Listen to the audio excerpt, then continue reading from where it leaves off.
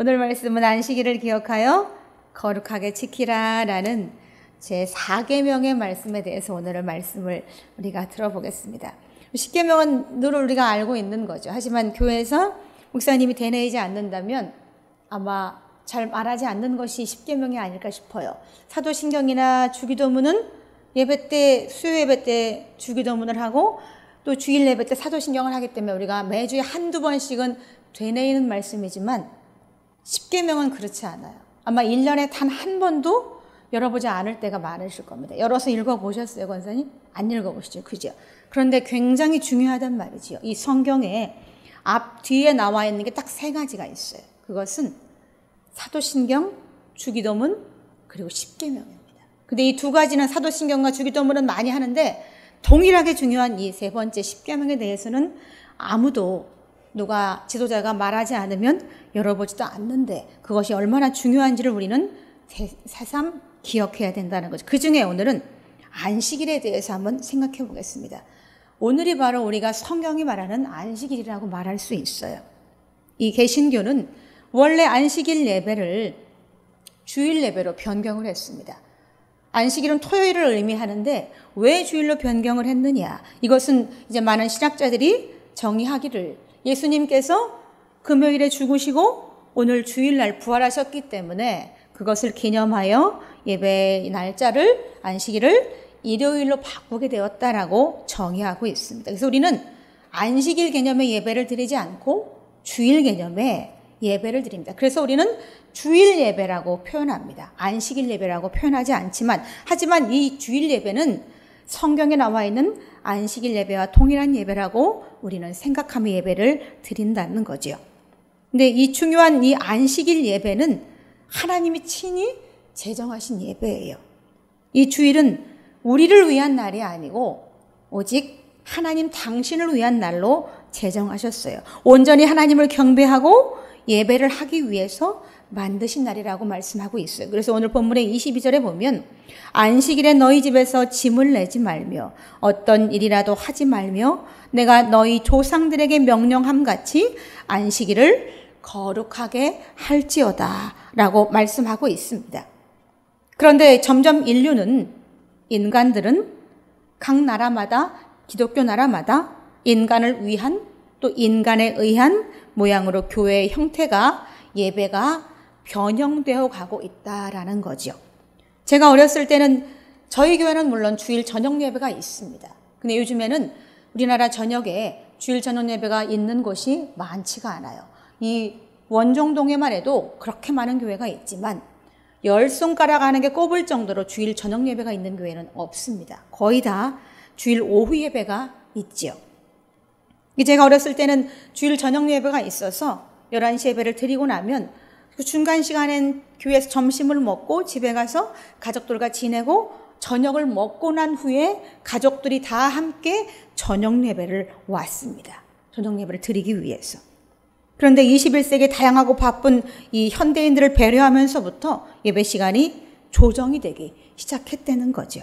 이제는 우리나라의 거의 80% 이상의 교회들이 주일 오후 예배를 드립니다. 그래서 주일 오후 예배를 주일 찬양 예배라고 그렇게 명명해서 예배를 드리지요. 보통 시간은 2시 반에서 3시 이렇게 예배를 정해서 드리는데 예배 시간이 바뀌게 된 계기가 저는 안타깝다는 생각이 많이 든다는 거죠. 이 최근에 세워지는 교회들은 그냥 다른 교회들이 오후 예배를 드리니까 그냥 다 따라합니다. 저 옛날에 저녁 예배가 있었다는 것도 모르는 분들도 있어요. 다만 우리나라의 지금 예배 형태가 그러니까 그냥 따라하는 거죠. 그리고 이런 말을 하면 시간이 무슨 상관이 있냐고 말합니다. 그리고 예배를 2번만 드리면 되는 것 아니냐고 그렇게 예배한다는 거죠. 말씀한다는 거죠. 근데 그렇게 얘기하면 할 말은 없어요. 왜냐하면 예배를 2번 드리는데 내가 뭐라고 말할 것은 아니지요. 다만 제가 안타까운 것은 이 조정된 목적이 하나님을 위해서 조정된 것이 아니라 사람 때문에 조정되었다는 데 문제가 있다는 거죠. 이 하나님은요 6일 동안 사람을 위해서 일하셨어요. 창세기 1장에 나와 있죠. 하나님은 빛이 없어도 계실 수 있는 분이에요. 태양과 공기가 없어도 계실 수 있는 분인데 빛을 지으시고 궁창을 지으시고 밤과 낮을 지으시고 바다와 땅을 지으시고 한 이유가 당신과 아무 상관이 없어요. 사람을 위해서 6일 동안 일하셨어요. 그리고 단 하루만 당신을 위해서 쉬셨다는 거죠. 그런데 인간들은 6일 나를 위해서 합니다. 단 하루 이 주일 예배를 온전히 드릴 수 없어서 그 하루도 사람들을 위해서 변형했다는 거죠. 일주일의 7일 전체가 인간들을 위해서 존재하고 돌아간다는 것이 저는 안타깝습니다. 이쯤이면 우리는 하나님 앞에 좀 죄송한 생각이 들어야 되는 거죠. 처녀가 애를 낳아도 할 말이 있다고 합니다. 현대 사회 구조가 어쩔 수 없다라고 말합니다. 또 나도 그러고 싶지는 않다라고 기독교인들이 말합니다. 그리고 저한테 답답한 소리 좀 하지 말라고 이렇게 말합니다. 네 입장만 생각하지 말고 남의 입장도 한번 생각해봐라 이렇게 말합니다. 너는 그렇게 잘났냐? 이렇게 말합니다. 이런 말 하실 수 있어요. 이 급변하는 세상에 부응하기 위해서 사람들도 살기 힘든 것은 사실이니까 무슨 일이든 다 이유가 있어요. 처녀가 애를 낳아도 할 말이 있대잖아요. 사정상 어쩔 수 없다는 생각도 들 수 있어요. 근데 저는 좀 사람들의 마음이 너무 거창하고 복잡해서 이런 것이 아닌가라는 생각이 들어요. 그냥 단순하게 하나님께 예배드린다라는 생각만 하면 안 될까? 저는 그런 생각이 듭니다. 그 생각이면 충분하다는 생각이 들어요. 예배가 그냥 주일날 오전 11시에 있고 주일 저녁에 예배가 있다라는 생각을 하게 되면 거기에 맞추게 되거든요. 근데 이것을 나를 위해서 바꾸고 싶은 마음이 있었기 때문에 자꾸 변형이 되었다는 거죠.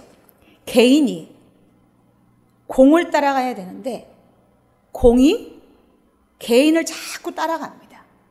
근데 이렇게 되면요. 공이 개인을 따르면 질서가 깨집니다. 어떻게 공이 개인을 따라갈 수가 있겠어요? 그 모든 개인을 다 어떻게 따라갈 수가 있겠어요? 그러나 개인이 공적인 일을 따라가면 깨어진 질서도 다시 바로 세워집니다.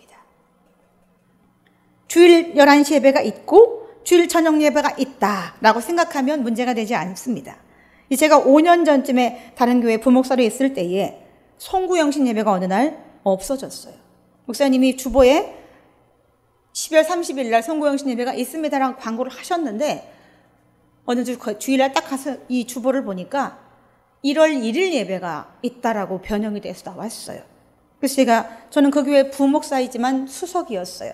제 밑에 전도사님과 이 목사님들이 계셨지만 제가 수석이었기 때문에 제가 들어가서 담임 목사님께 목사님 송구영신 예배가 없어졌는데 이유가 무엇입니까? 라고 여쭤봤더니 이유는 하나였어요.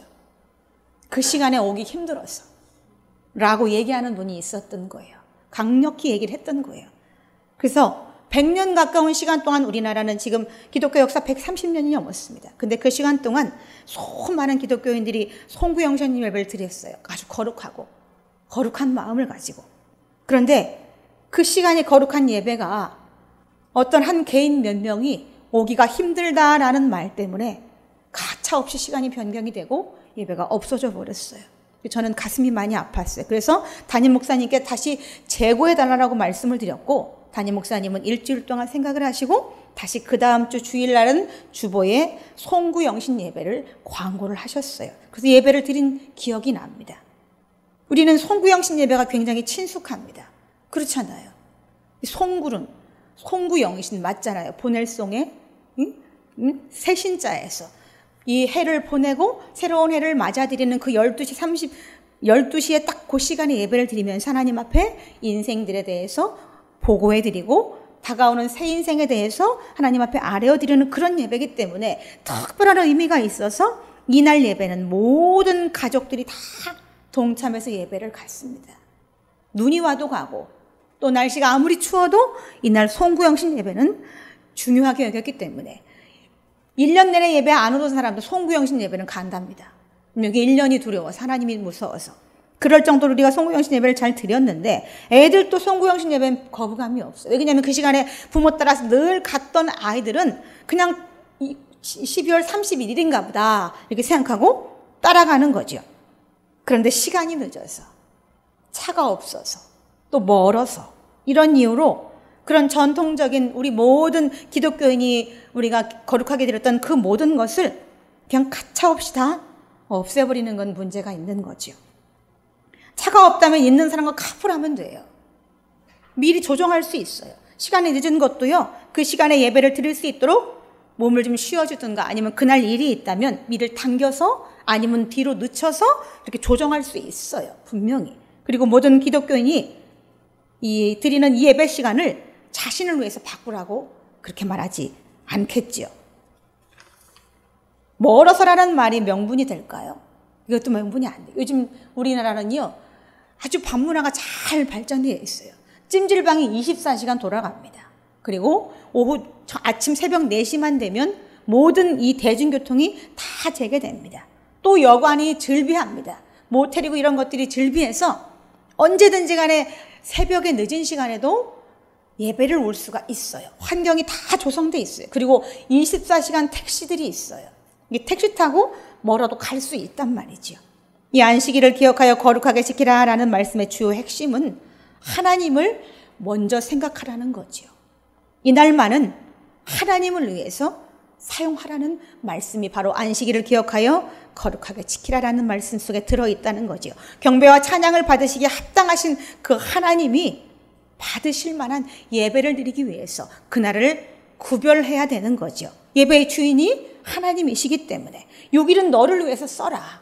하지만 하루만, 이 안식일 하루만 나 여호와를 위해서 예배를 드려라 라고 말씀하시는데, 이 요구가 과한가요? 저는 과하지 않다고 생각이 듭니다. 만약에 하나님께서 6일을 나를 위해 쓰고 하루만 너를 위해 써라 이렇게 말씀하시면 어쩌시겠어요? 그럼 어쩌시겠어요? 힘들어 죽을 겁니다. 아마 그때는 힘들어 죽을 거라고, 아마 먹고 못 살고 다 굶어 죽을 거라고 하면서 아마 난리가 나겠죠. 근데 하나님은 그렇게 하지 않는다는 거죠. 그래서 하나님은 인간의 모든 편의를, 그 이기심을 다 인정해 주면서 6일은 널 위해 살아. 그 단 하루, 주일도 단 온전히 24시간 하나님께 드리지도 않아요. 그래봐야 예배 시간 한 3시간 될까요? 준비 시간까지 합치면요, 1시간 반씩 쳐서 예배가 2번이니까 딱 3시간밖에 안 돼요. 그러니까 온전한 하루도 아니에요. 한 3-4시간만 나를 위해 써라 라고 말씀하시니 그게 어려운 것이 없어요. 그런데 그 3-4시간도 그게 아까워서, 그것도 드리기 싫어서 그냥 온갖 핑계를 대가면서 예배를 피해 다니는 사람이 있다는 거죠. 오늘 말씀에 스스로 삼가 이날만은 짐을 지고 성 안에 들어와 장사할 생각을 하지 말라고 말씀하십니다. 안식일을 지키되 거룩하게 지키라고 말합니다. 거룩하게 지키라는 얘기는 구별해서 지키라는 얘기죠. 시간 구별해서 와서 예배 드려라. 예배 드리는 시간에도 나 빨리 가야 되는데 오늘 누구 만나야 되는데 오늘 이 시간에 장사했으면 얼마나 벌었을 때, 이렇게 생각하지 말고 그 시간만은 완전하게 하나님께 마음을 들여서 거룩하게 지켜라. 이렇게 명령하고 계시고 있다는 거죠. 근데 예나 지금이나 사람은요, 다 자기 본의적이고 이기적이어서 자기 사정이 더 급하고 내가 더 커요. 하나님이 커 보이지 않아요. 오늘 말씀의 22절에 너희 조상에게 명령한 같이 안식일을 거룩하게 할지어다라고 말씀. 이 말씀을 역으로 바꿔서 말하면 너희 조상에게 명령했으나 지키지 않았다. 그런데 너희도 안식일을 거룩하게 지키지 못하고 있다라고 바꿀 수 있어요. 그들이 순종하지 아니하며 귀를 기울이지 아니하며 그 목을 곧게 하여 듣지 아니하며 교훈을 받지 아니하였느니라. 네 조상들이 그랬다라는 얘기지요.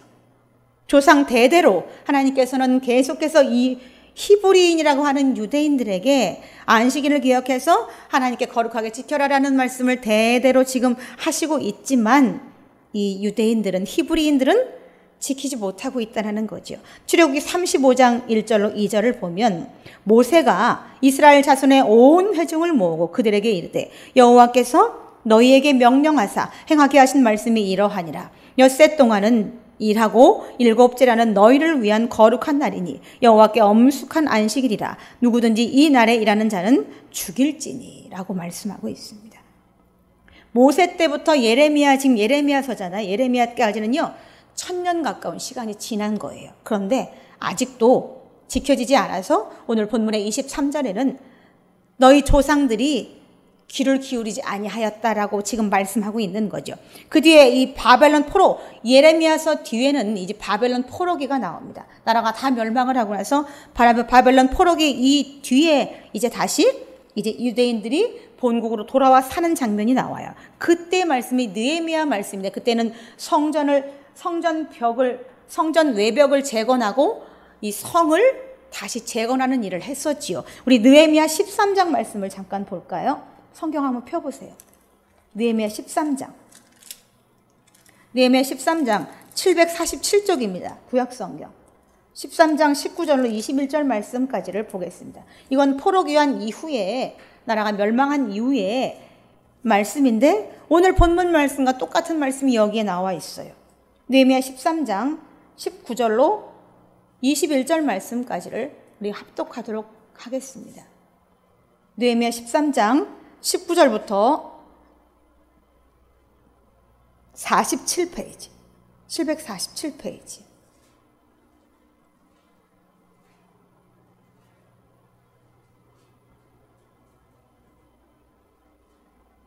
(747페이지) 13장 19절부터 21절까지 합독하겠습니다. 안식일 전 예루살렘 성문이 어두워 갈 때에 내가 성문을 닫고 안식일이 지나기 전에는 열지 말라 하고 나를 따르는 종자 몇을 성문마다 세워 안식일에는 아무 짐도 들어오지 못하게 하였으므로 장사꾼과 각양 물건 파는 자들이 한두 번 예루살렘 성 밖에 잠으로 내가 그들에게 경계하여 이르기를 너희가 어찌하여 성 밑에서 자느냐 다시 이같이 하면 내가 잡으리라 하였더니 그 이후부터는 안식일에 그들이 다시 오지 아니하였느니라. 예레미야서에서 이 느헤미야서까지는 또다시 시간이 한 100년 정도 지난 거예요. 그런데 아직도 지금 이게 안 지켜져 가지고 계속해서 모세 때부터 예레미야 때까지, 예레미야에서 또 포로 귀환 이후까지 이제 이렇게 된 거예요. 그러니 계속해서 이 거룩해지기라는 안식일에 그 단 한 가지가 지켜지지 않아서 계속해서 하나님께서는 수천 년 동안 똑같은 얘기를, 하나님의 사람들을 세워서 계속 하고 있는 거예요. 모세를 통해서, 예레미야를 통해서, 또 느헤미야를 통해서 계속 같은 말씀이, 똑같은 말씀을 다시판에 찍어내는 것처럼 계속해서 지금 하고 있다라는 거죠. 여기 보면 느헤미야가 또 그러면 잡으리라 이렇게 말합니다.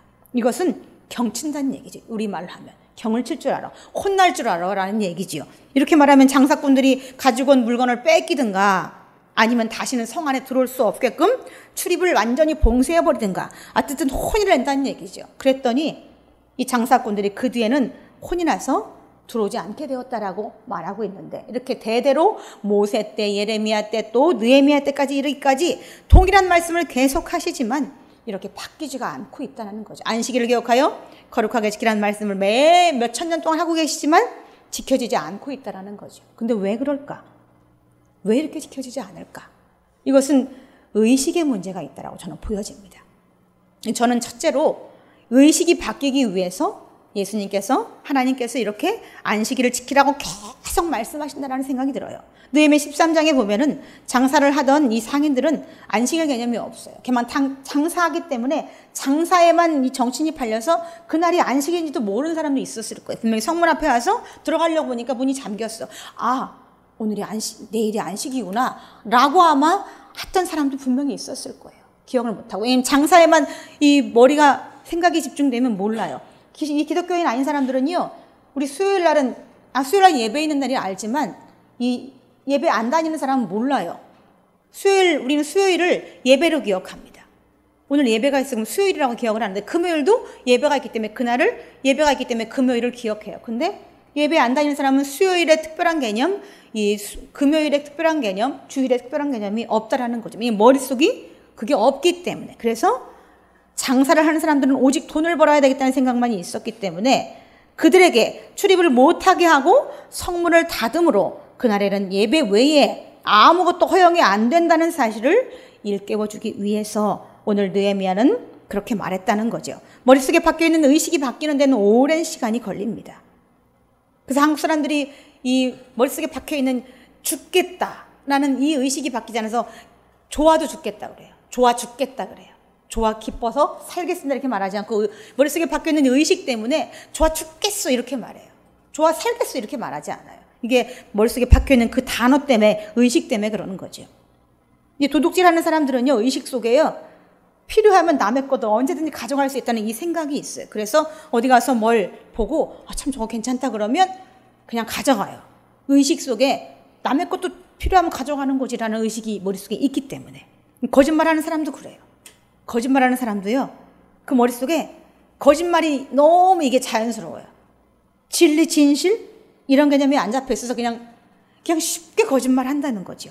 주일 예배도 지키지 않는 사람은 주일 예배가 중요한지 이런 걸 몰라요. 이 상황에 따라 언제든지 바뀔 수 있다고 생각을 해요. 이 고대 이 팔레스타인 지역의 이 상인들도 그랬다는 거예요. 그렇게 유대인들이 이 안식일을 거룩하게 지키는데도 불구하고 거기를 매 들어가 장사를 하면서도 그들의 문화나 그들의 신앙 종교에 대해서는 관심이 없었기 때문에 안식일 개념이 그들에게는 없었던 거죠. 그래서 느헤미야는 이 각 성문을 다 닫으라고 말해요. 성이 문이 한 곳에만 있는 것이 아니에요. 막 동서남북 다 성문이, 예루살렘으로 들어가는 성문이 있었는데 그 성문들을 다 닫아서 그날에는 아무것도 들어오지 못하도록 그렇게 했다라는 거죠. 그래서 안식일에 대한 이 개념을 깨우쳐 주려고 했던 거죠. 하나님께서 두 번째로 안식일을 강조하는 이유는 뭘까? 이 안식일 예배의 중요성 때문에 그렇습니다. 안식일 예배의 중요성. 창세기 2장 2절에 보면요, 하나님이 그가 하시던 일을 7째 날에 마치시니 그가 하시던 모든 일을 그치고 7째 날에 안식하시니라 라고 되어 있어요. 예배했단 말은 없어요. 그냥 모든 일을 마치고 안식하셨다라고 되어 있지만, 그렇지만 출애굽기로 넘어가면 다릅니다. 출애굽기 넘어가면 모세를 통해서 하나님께서 그때 드디어 이제 안식일에 대해서 말씀하고 있어요. 출애굽기 20장에 그래서 나오죠. 우리 왜 지난번에 이 10계명 10가지 하면서 출애굽기 20장을 10번이나 읽었는데 거기에 보면 4번째 나오죠. 안식일을 기억하여 거룩하게 지키라. 이때부터 하나님께서는 모세를 통해서 이스라엘 백성에게 하나님을 기억하도록 계속해서 주입을 하셨어요. 창조주가 여호와이시다. 구원자가 여호와이시다. 그러니 그 하나님께 안식일을 기억하여 예배를 지켜야 한다라고 계속해서 말하고 있어요. 우리가 10계명은 10가지지만 1계명부터 4계명까지는 하나님에 관계된 겁니다. 5계명부터 10계명까지는 인간에 대한 거지만 하나님은 이렇게 지금 이 10계명도 보면요, 얼마나 마음이 넓으신지 몰라요. 당신을 위해서 4가지밖에 안 돼요.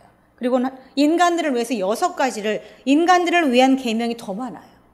근데 4가지, 앞에 4가지는 하나님 당신을 위해서 하나님께서 영권을 가지고 강권적으로 인간에게 지키라고 말씀하시는 내용이 나옵니다. 그래서 이 구약시대에는요, 안식일을 지키지 못하면 죽여라 라고 명령하셨어요. 실제로. 그래서 민수기 15장에 보면요, 안식일에 뗄감이 없던 어떤 사람이 나무를 줍다가 그것이 발각이 되어서 실제로 돌에 맞아 죽였다라는 말씀이 민수기 15장 32절로 36절에 나와 있어요. 우리 현대인의 이 개념으로는 도저히 이해할 수 없는 일이죠. 하지만 그만큼 중요성을 강조하셨던 것이기 때문에 그날 어떤 일도 하지 마라 라고 명령하셨고 그 일을 어겼기 때문에 아마 그래서 그 나무를 줍는 그 별것도 아닌 일로도 그 사람이 죽음을 당한 것이 아닌가 저는 생각을 해봅니다. 이 민수기 12장에 나오면 이 나무를 줍는 것이 아무리 생각해도 그렇게 죽을 일은 아니에요. 분명히 그죠? 아니죠, 원사님? 그죠? 죽을 일은 아니에요. 그런데도 불구하고 이 죽었다는 얘기는 그만큼 죽음을 바꿀 만큼, 몸의 죽음과 바꿀 만큼 중요했던 것이 바로 안식일 예배였다라는 생각을 하실 수 있어야 되는 거예요. 세 번째로 안식일에 중요하게 생각하는 이유는요, 이제 신약으로 넘어가 보면 사랑과 긍휼의 하나님임을 알게 하기 위함입니다. 신약에 넘어가면 예수님이 등장하죠. 예수님께서 계속 말씀을 전할 때에 예수님께서는 사랑과 긍휼의 하나님을 계속해서 말씀하고 가르치셨어요. 구약의 강한 율법을 적용하지 않으시고 자비하시고 용서하시고 인자하시고 긍휼을 베풀어 주시는 하나님을 계속해서 예수님이 보이셨다라는 거죠. 마태복음 12장 7절에 보면 나는 자비를 원하고 제사를 원하지 아니하노라라고 예수님이 말씀하셨어요. 그리고 유대인들이 예수님께 안식일에 병 고치는 것이 옳습니까? 라고 물었을 때 예수님은요, 안식일에 병 고치는 것이 옳다. 안식일에 선을 행하는 것이 옳다.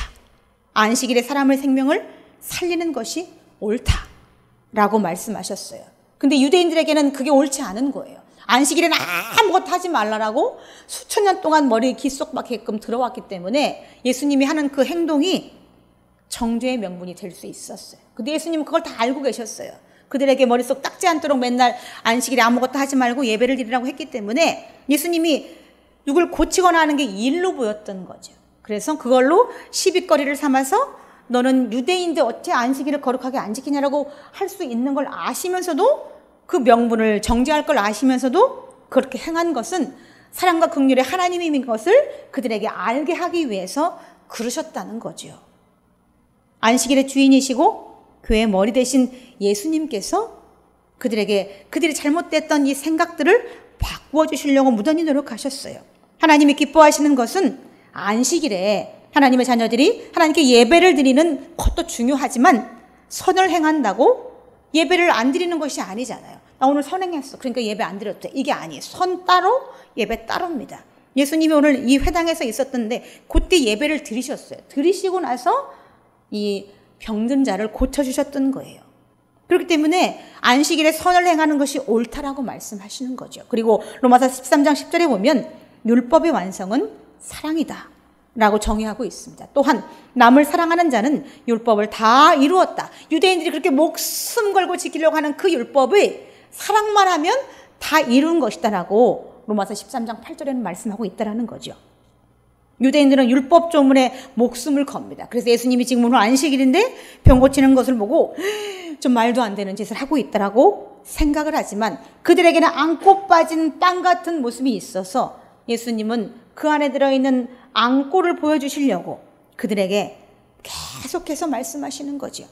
이사야서 42장 이 3절에는요. 상한 갈대를 꺾지 아니하며 꺼져가는 등불도 끄지 아니한다라는 말씀이 있는데 이 말씀이 이 마태복음 12장에도 나와 있어요. 예수님이 이 손 마른 자를 고쳐주실 때 마태복음 10장 20절에 똑같은 말씀을 하고 있어요. 상한 갈대를 꺾지 아니하며 꺼져가는 등불을 끄지 아니한다라고 말씀하고 있다라는 거죠.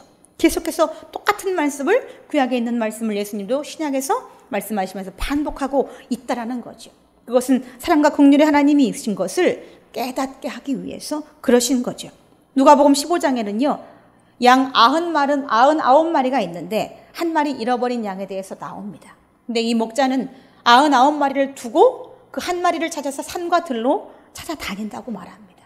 그리고 누가복음 15장에는 또 둘째 아들에 대해서 나오죠.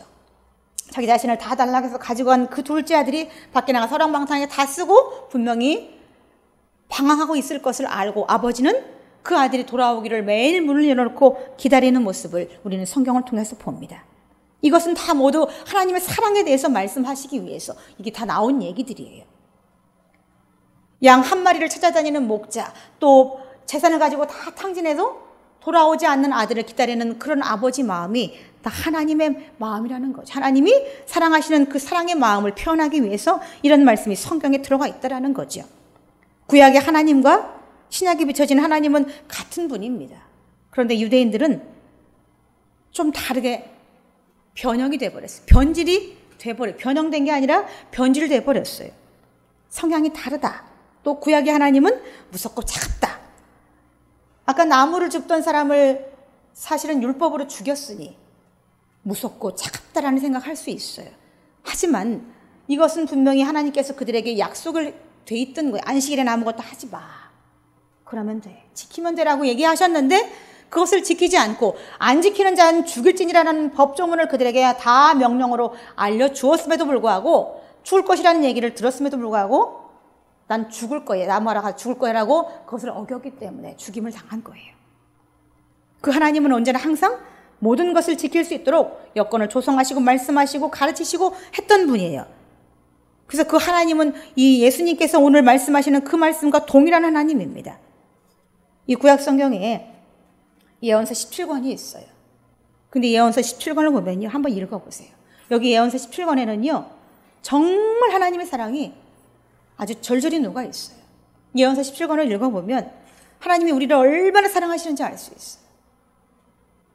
시간 되면 한번 읽어보시기 바랍니다. 예수님이 말씀하시는 하나님의 사랑은 너무 많고 또 하나님이 너무 긍휼이 많으시는 분이라는 사실을 예수님은 늘 강조하셨어요. 예수님이 사랑과 긍휼을 말씀하실 때 그 바탕이 구약의 말씀이에요. 구약의 말씀. 예수님 당시에는 신약의 말씀이 없었어요.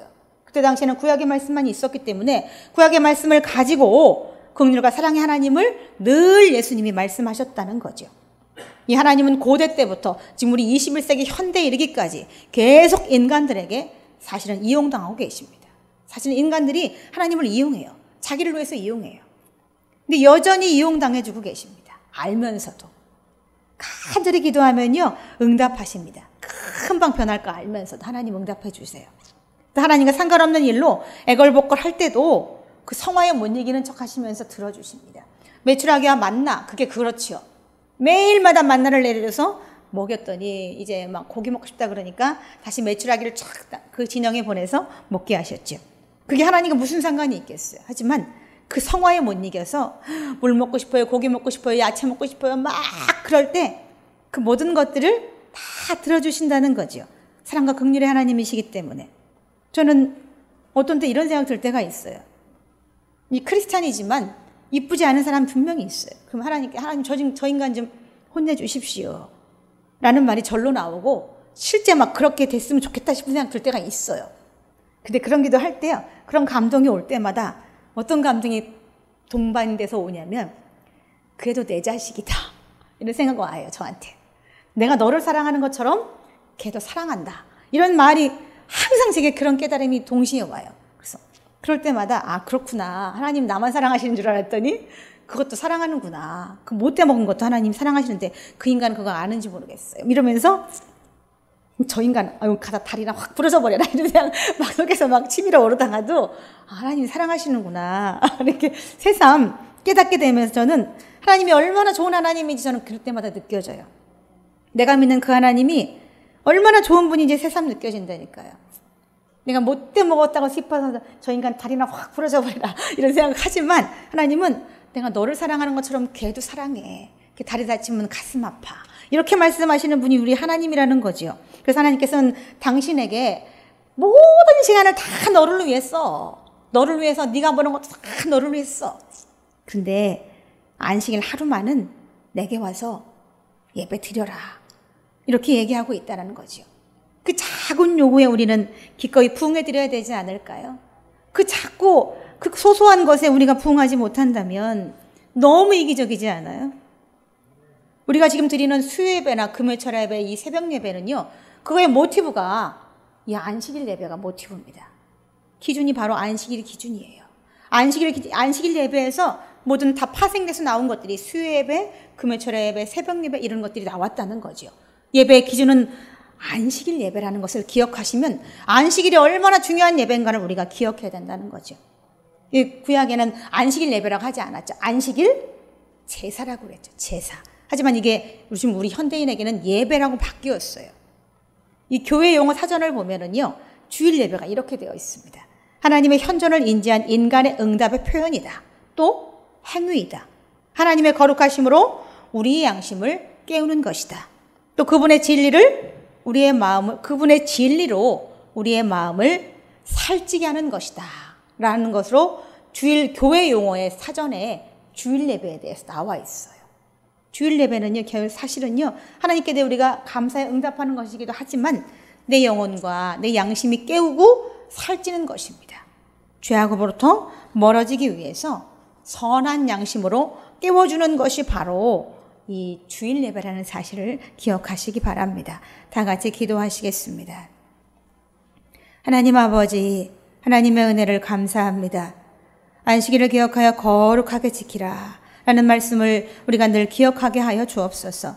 이 안식일에 온 24시간을 다 드리는 것도 아니고 기껏해야 하나님 많이 드려도 5시간 미만인데 기꺼이 드릴 마음을 갖게 하시고 드리는 시간에는 정말 마음과 정성을 다하여 하나님께 드릴 수 있도록 우리의 마음에 풍성한 은혜도 허락하여 주옵소서. 감사를 드리며 우리 구주 예수 그리스도의 이름으로 기도드리옵나이다. 아멘.